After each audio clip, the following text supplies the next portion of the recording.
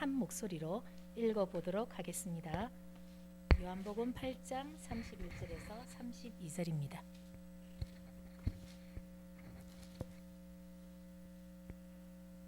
네, 다 찾으셨으면 시작. 그때에 예수님께서 자기를 믿는 유대인들에게 말씀하시기를 만일 너희가 내 말에 꾸준히 거하면 너희는 참으로 내 제자들이요 너희에게 진리를 알게 하리니 그 진리가 너희를 자유롭게 하리라 하시니라. 아멘. 네. 먼저 오늘 이 자리를 허락해 주신 하나님과 또 오세무 목사님과 선양교회 우리 성도님들께 감사를 드립니다. 이 자리에 선다는 것은 사실은 무서운 일입니다. 말씀을 선포해야 되고 하나님의 마음을 여러분들에게 전달해야 되는 자리이기 때문에 그렇습니다.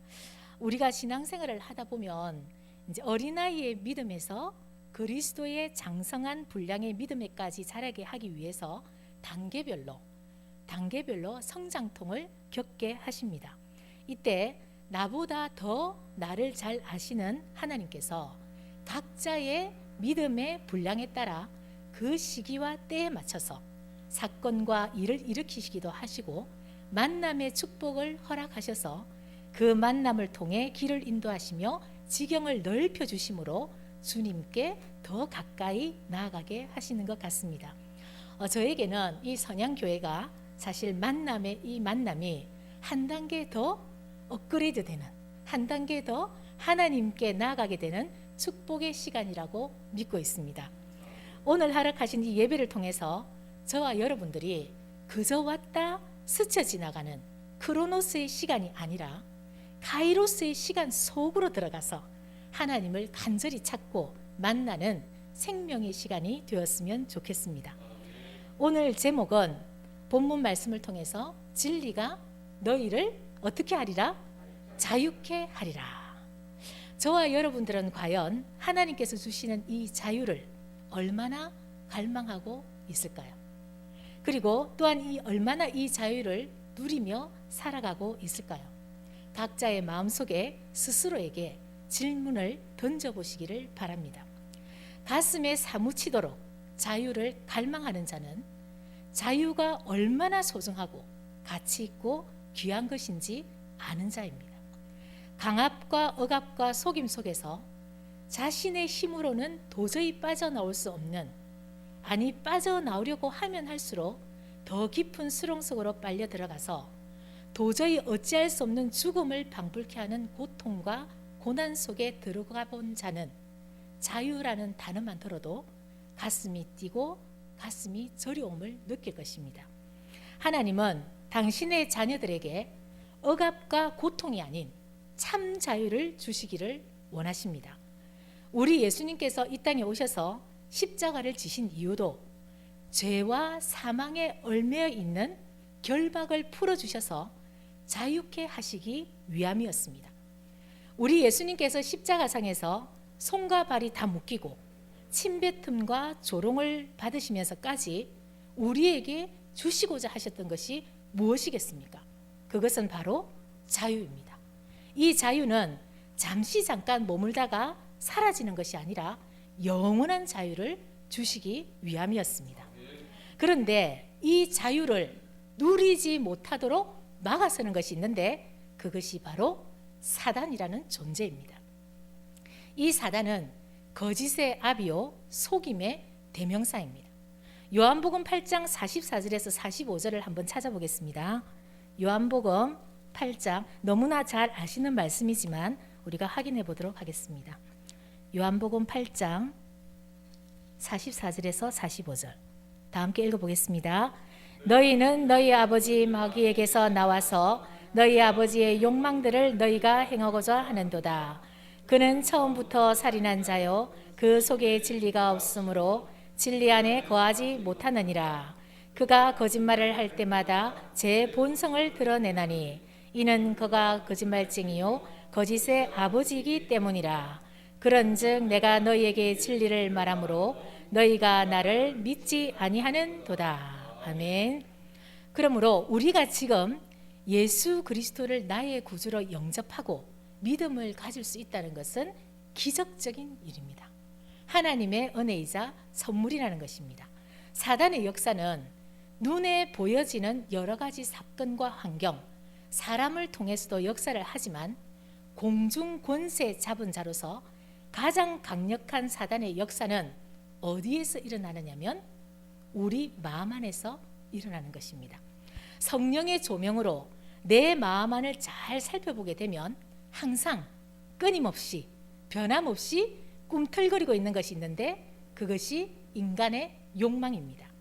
너희는 하나님의 성전이라고 했는데 하나님이 앉아 계셔야 될 자리에 누가 앉아 있느냐면 옛뱀, 마귀라고도 하고 사단이라고도 하는 온 천하를 꿰는 자가 내 안에 또아리를 딱 틀고 앉아서 고개를 딱 쳐들고 혀를 날름날름거리면서 참된 것과 거짓 것을 혼합한 포도주를 가지고 우리의 욕망을 자극하면서 끊임없이 유혹하고 있다는 것입니다. 이 마음을 가장 잘 표현한 사람이 사도 바울입니다.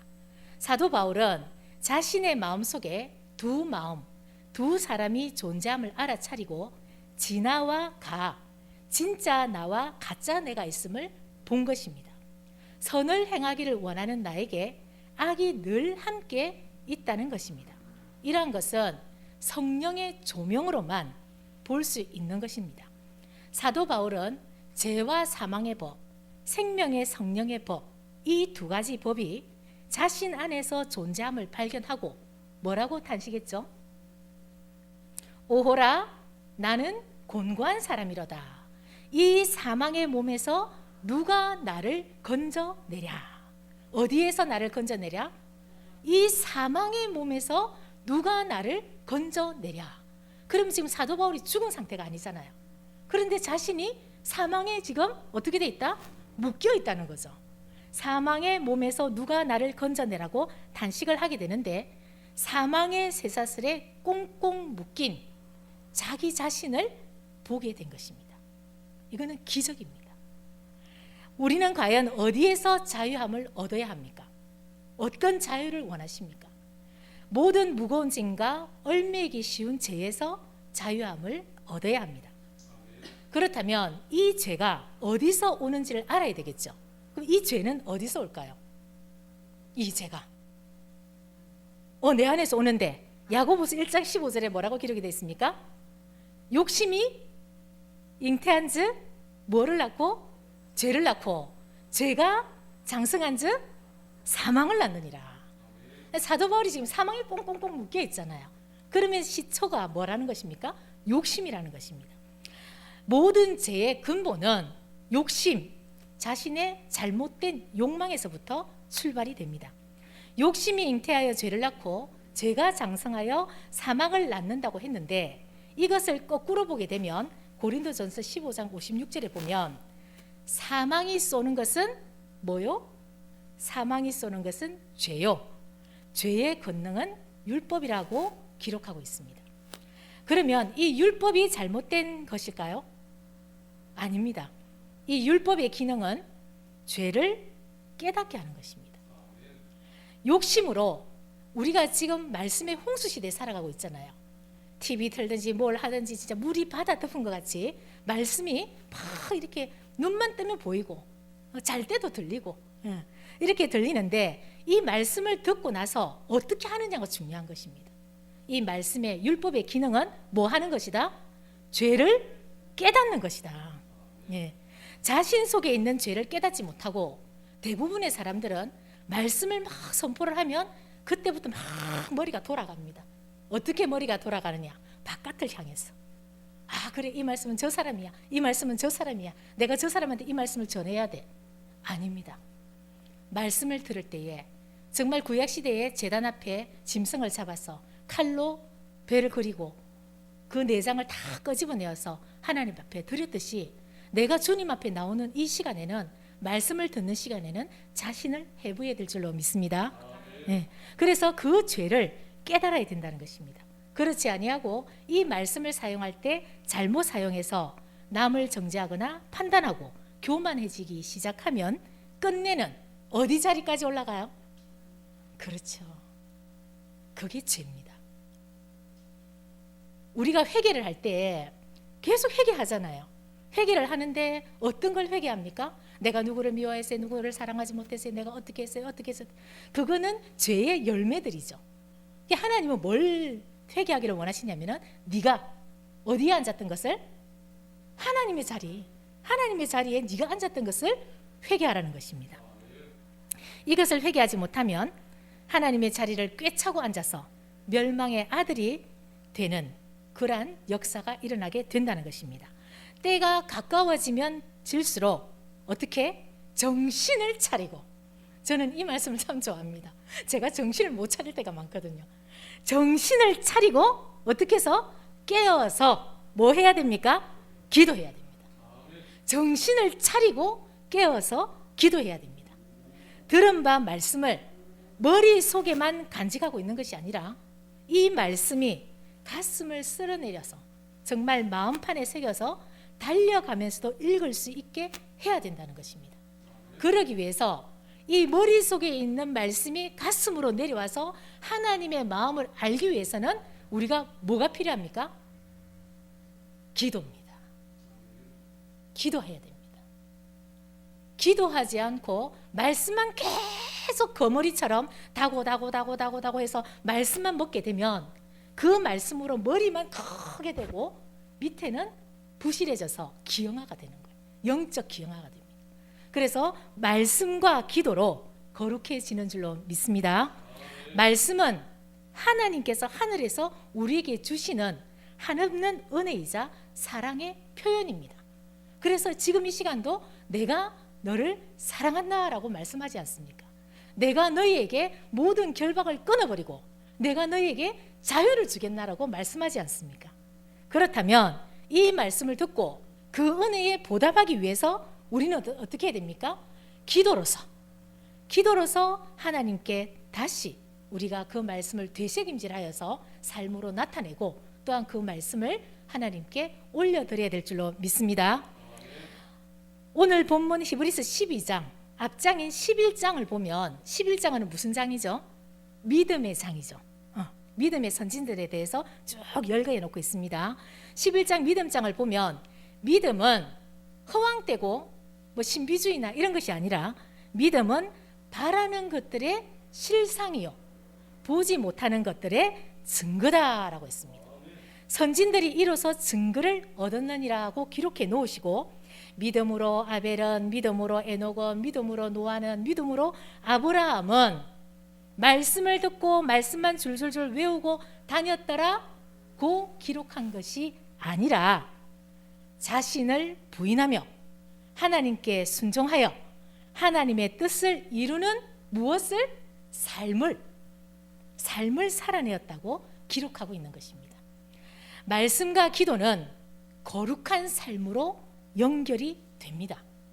참된 진리의 말씀을 듣고 전심을 다해 진심으로 기도하는 자는 거룩한 삶을 살지 말라고 해도 거룩한 삶을 살 수밖에 없는 시스템이 바뀌게 됩니다. 그러므로 이전 것은 기억되거나 마음에 생각나지 않는 새 사람을 입게 되는 것입니다. 기도의 시작은 보통 나의 의지로 시작이 됩니다. 오늘도 금요 기도회다, 금요 예배다 하니까 우리가 어떻게 합니까? 생각을 하고 의지를 가지고 이곳까지 왔지 않습니까? 그런데 내 의지로 시작하고 처음에는 기도를 시작할 때는 나의 문제를 가지고 기도를 시작하게 됩니다.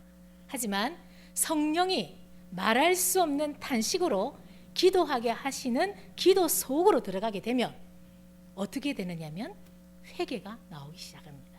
그리고 그 참된 회개는 마음의 변화를 가져옵니다. 그리고 자신의 모든 것, 나의 모든 것을 배설물로 여겨 버릴 수 있는 힘과 용기가 생기게 된다는 것입니다. 무거운 것과 얽매이기 쉬운 모든 죄를 벗어버려야 합니다. 말씀을 통해 성령의 조명으로 죄를 발견하고 깨달았다면 이제 여기서부터 문제인 거예요. 말씀의 조명으로 말씀을 듣고 그래 내가 이런 죄가 있지 이런 죄가 있지 이런 죄가 있지 막 생각을 하는 거예요. 생각만 하는 거예요. 그리고 나서 그 생각에 짓눌려서 내가 십자가 졌다고 생각하는 거예요. 그것이 잘못됐다는 것입니다. 제가 올라올 때 생각에만 짓눌려서 내가 그 죄의식이잖아요. 그거는 죄의식 속에서 그 고통에 억눌려서 어리선자가 되는 것이 아니라 제가 올라올 때 죄와 상관없는 자로 나타나야 합니다. 죄와 어떤 자? 상관없는 자. 이 너무 멋진 말 아닙니까? 죄와 상관없는 자로 나타나야 됩니다. 만약 그러면 이 죄와 상관없다는 것은 내 안에 그러면 죄가 없다는 말입니까? 아니죠. 죄가 없다는 것이 아니라 죄가 올라올 때 이제 말씀을 들었으니까 분별력이 생겼잖아요. 그러면 죄가 올라올 때 그 죄와 상관을 하지 말라는 겁니다. 그 죄를 무시하라는 겁니다. 세상에서 가장 기분 나쁜 것이 어떤 것입니까? 무시입니다. 말을 따박따박 같이 하는 거 그래도 관심이 있는 거예요. 그런데 내가 지금 앞에 있는데 나를 무시하는 거야. 없는 사람처럼 취급하는 거야. 그러면 굉장히 기분이 나쁘겠죠.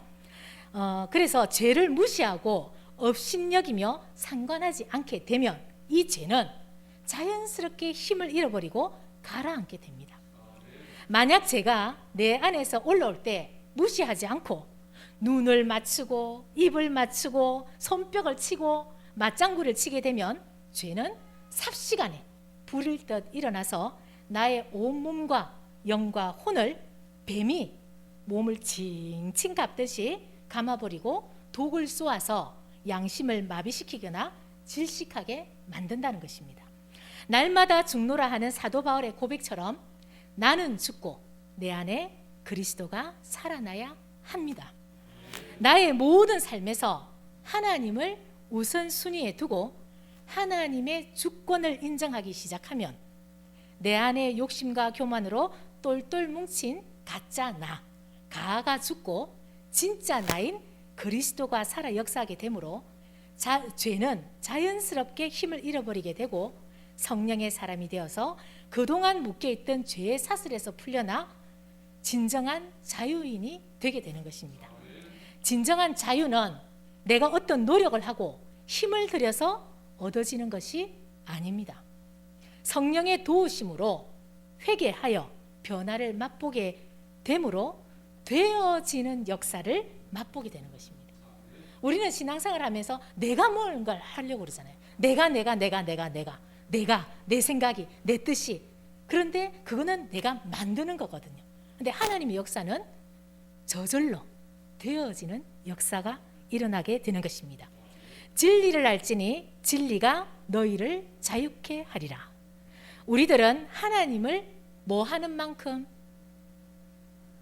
사랑하는 만큼 또 하나님을 뭐 하는 만큼 믿는 만큼 또 하나님을 뭐 하는 만큼 제가 원하는 답이 안 나왔어.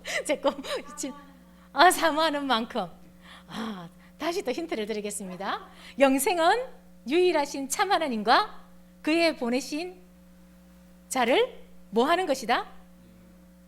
아는 것이다. 그렇더라고요. 제가 성경을 자세히 보니까. 그래서 우리가 서로 지금 저하고 이렇게 대면을 이렇게 제가 처음 썼잖아요. 저에 대해서 아십니까? 모르잖아요. 그러면 아는 만큼 뭐 할 수 있습니까?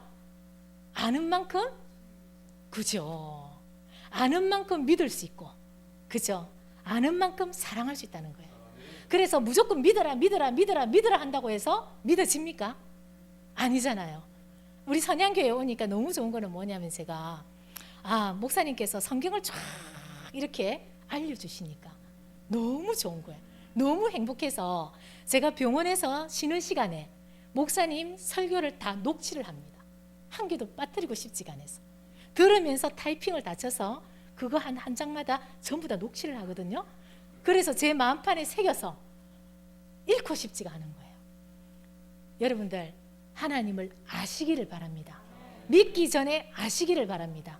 그러면 아는 만큼 내가 힘이 생기는 거예요. 아는 만큼 힘이 생기고 하나님을 믿게 되는 겁니다. 그러면 그 사람은 절대 떨어지지 않아요. 정말 우리가 관계에서 내가 저 사람에 대해서 알아. 그러면 이 사람을 험담하는 사람이 나타나면 내가 알고 있기 때문에 그 험담에 속아 넘어가지가 않죠. 그리고 오히려 대변하지 않습니까? 아니야, 그 사람은 그렇지 않아. 이렇게.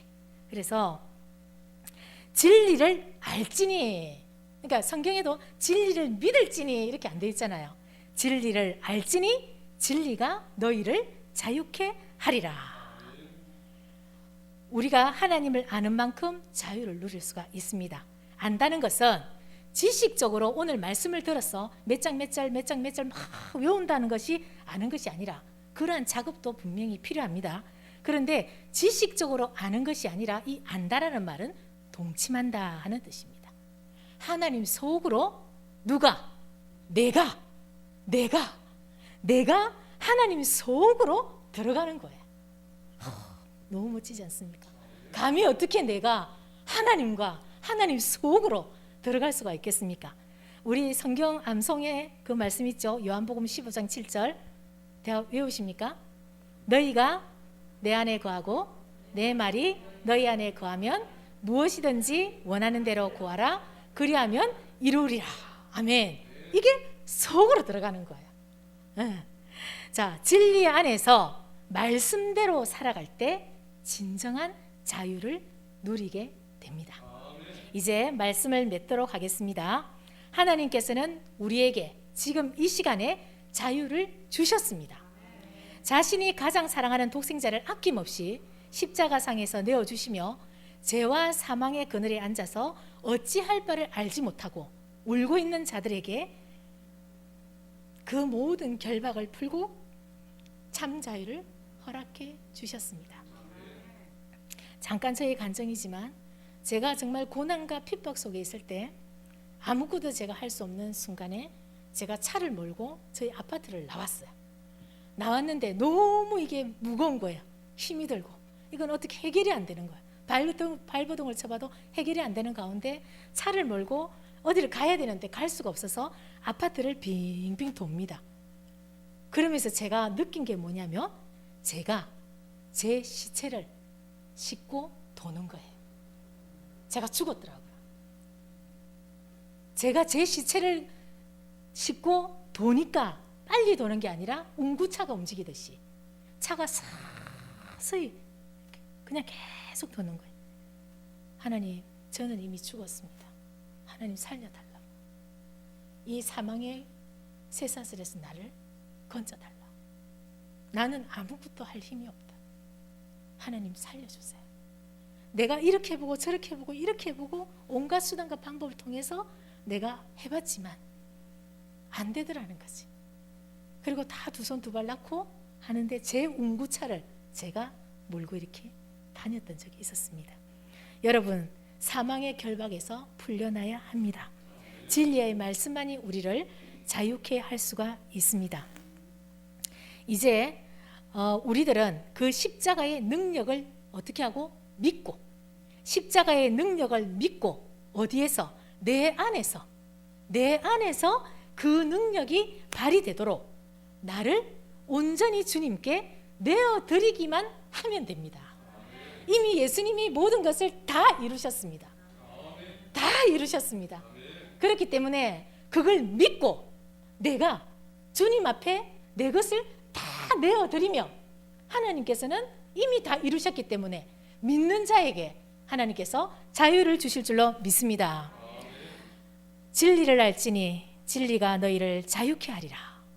진리 대신 하나님과 예수님과 성령님을 이제는 문 밖에 세워두지 맙시다. 온전히 가슴으로 끌어안음으로 갇혀있던 옥문이 터지고 모든 쇠사슬이 끊어지는 자유를 만끽하는 저와 여러분들이 되시기를 간절히 바랍니다. 네, 기도하겠습니다. 하나님 감사합니다. 사망의 그늘에 앉아 울 수밖에 없는 저희들에게 오늘 이 시간 찾아오셔서 얼매기 쉬운 모든 죄와 사망의 결박에서 풀어주시며 참 자유인이 되라고 말씀하셨습니다. 경건의 모양은 있으나 경건의 능력은 없는 자가 아니라